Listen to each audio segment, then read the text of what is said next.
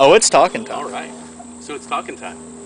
Let's talk. All right. I'm gonna sit in this chair here that I did not hike out to the woods because I just don't carry heavy stuff. It was here. I swear. It was here. It was here. And, but you know what? Somebody brought it out here. Somebody did. Somebody had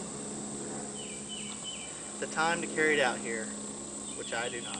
It's not a bad idea. No, it's very nice. It's comforting. You get these nice, the Division of Forestry was nice enough to cut these logs and make nice little chairs around the fire pit here.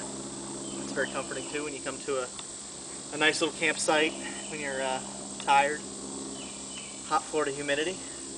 The fire pit's not in frame though right now, and I just sort of spotted something. Let's see if Big Sarge can pick up on it. What's wrong with the fire pit? We'll take a picture of it if it's not in frame. It's not very contained.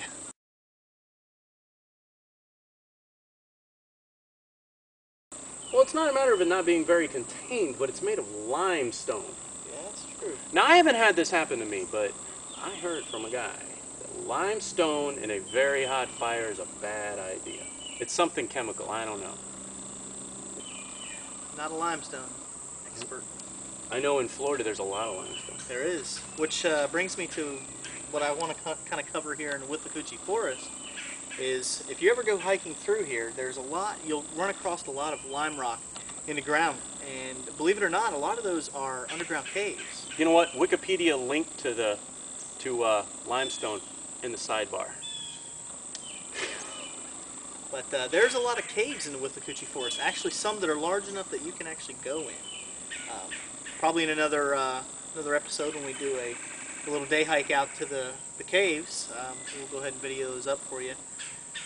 Give you an insight on how to get there if you're in the area or want to plan a trip. They're very, very exciting to see.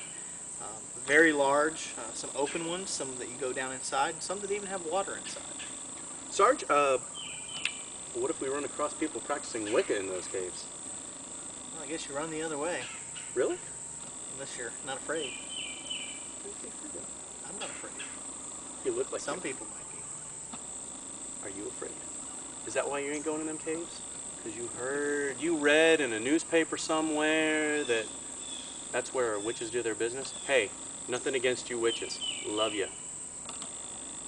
You know, whatever blows your hair back, you know what I'm saying? So one thing that we've noticed kind of when it hasn't been recording is it's pretty hot out here. Humidity is about 100% right now. Yeah. It's about 87 degrees, but it just rained about an hour ago, so the humidity has definitely spiked. Very, very hot. If you don't have water with you, you're going to be wishing you did. You're going to be in trouble. That brings us to a little known point about Florida as far as it being an extreme environment. Something that may not be appreciated is water. My capacity that I brought today, I was planning on a 4-hour or so trip. I brought nearly 4 liters of water. How much did you bring, Sarge? I've got 3 liters. 3 liters. He's tougher than I am. I'm a camel. So we have, in Florida, everybody thinks of Florida as being like, oh, sandy beaches, rivers, and whatever. Well, here in the Florida, we can call it a wilderness. This isn't really wilderness, but let's just say we're in the Florida forest. Their water supplies just ain't really happening. You get water from rain, you're going to need to process it, what have you. Another issue with that is if you do run across water, there are some small ponds in some of the forest, but a lot of them have bacteria and microorganisms that if you do drink it will make you very sick, if not deathly ill. There are some cases where people have died from it, and you definitely need to have a backup plan for filtering your water or processing it any way you can. A stove, boiling, you know, I own personally a Catadine water filtration system. It's a gravity feed. Whatever you like the most, make sure it can filter water, because if you run out, you're going to need to find a source, or you're going to be in a lot of trouble. I kind of like the rule of thirds for when you're just starting out. The rule of thirds is 1/3 of your supplies to get out there, 1/3 of your supplies to get back, and 1/3 in reserve. until you really get your feet wet, you really get going and have an idea of what your own personal water intake is. To have a little bit of water left over is a very great situation. Um, it's just really nice to keep track of how much you've been drinking and at what rate. Big Sarge has his telephone with him. You notice I have a timepiece on my arm. I like to run with a chronograph sometimes to use for distance that we've gone. I'll plan the way that I hike. I'll plan my distance as, okay, I'm going to spend 2 hours hiking, and I will start the chronograph, stopwatch, whatever you want, and then monitor my time. And that gives me an idea of distance, and I know, okay, it was about this hot, really, really hot. I planned on 2 hours, I'm at 1 hour, what's my water situation? If water's still low, you got time on your hands, you go a little bit further, then that's fine. But what the stopwatch gives you is the ability to know at what rate your supplies are going down. Just like the gas tank on a car. Any thoughts on that, Sarge? No, I completely agree with that. I mean, you really have to pay attention to, what you're using, how fast you're using it, if you're using it at all. And you can also use that to gauge your next trip. If you go out the first time, if you're just getting into this, you go out and say you take 4 liters of water. You go out for a 2-hour trip. You only use 3/4 of it. Okay.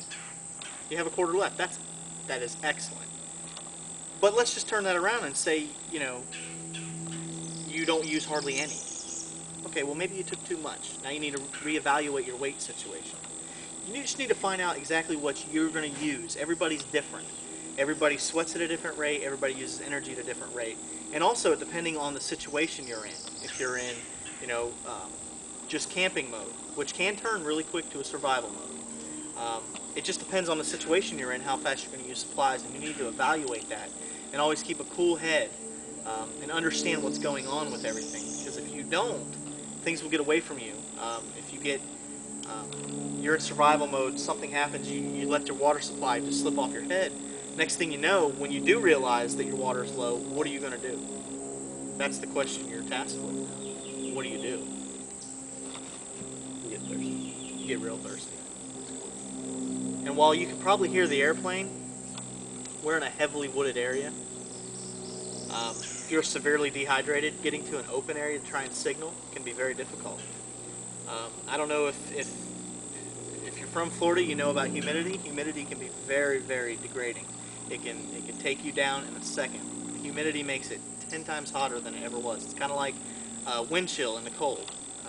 It makes it 10 times colder, and it makes it more miserable, especially when you're dehydrated. So something you really want to pay attention to is your water supply, and get to know your body. Your body is the ultimate telltale. I don't know if you can, but can you get an owner for ONS? That's O-N-S Junior Market. The address is 1934 East Anaheim. All the windows are busted out.